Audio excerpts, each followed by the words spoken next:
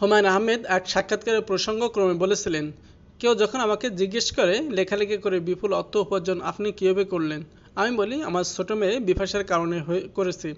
এখানে আমার কোনো হাত নেই। ব্যাখ্যা দিতে গিয়ে হুমায়ূন আহমেদ স্যার একটি ঘটনা শেয়ার করেছিলেন। শহীদুল্লাহ হলে যখন থাকি তখন একসঙ্গে প্রকাশকদের কাছ থেকে আমি হঠাৎ কিছু বড় অঙ্কের টাকা পেয়ে গেলাম।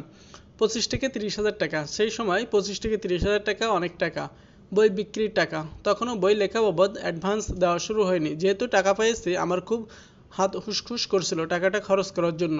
কাজেই করলাম কি, গুলতেকিন এবং বাচ্চাদের নিয়ে গেলাম ইন্ডিয়াতে। এই টাকা শেষ না হওয়া পর্যন্ত দেশ ভ্রমণ হবে, এই হলো পরিকল্পনা। প্রথমে গেলাম নেপালে, নেপাল থেকে দিল্লি। ভাবলাম এত কাছে যখন এলাম মরুভূমি দেখে যাই। জলসীমার উদ্দেশ্যে রওনা দিলাম।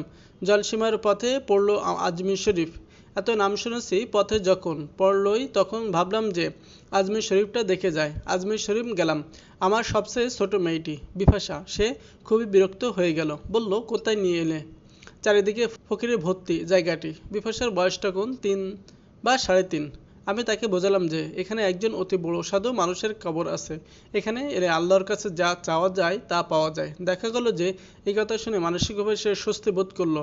তখন তাকে নিয়ে গেলাম কবর জিয়ারত করতে। জিয়ারত শেষ করে চলে আসব। দেখি বিপাশা দাঁড়িয়ে, ব্যাপার কি? বিপাশা বলল, আমি যেটা চেয়েছি সেটা তো পাইনি, না পেলে যাব না। আমি বললাম, মা তুমি কি চেয়েছো?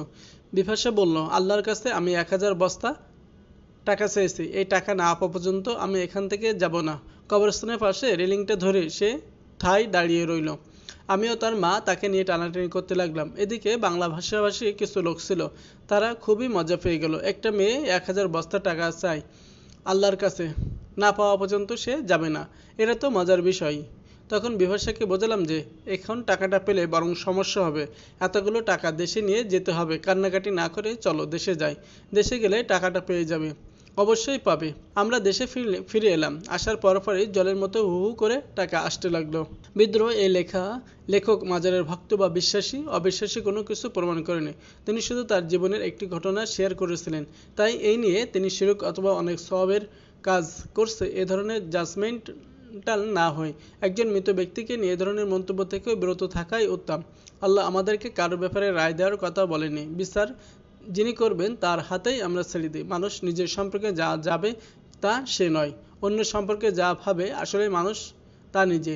কমেন্টে অনেকে হুমায়ূন আহমেদ শিরক করেছে, 2 বিয়ে করেছে, তাই নিয়ে তিনি চরিত্রহীন বলেছেন। সেক্ষেত্রে আপনার নিজেরাই তো গীবত করে চলেছেন। অন্যদের দোষগুলোর দিকে না তাকিয়ে নিজের দিকে নজর দিন।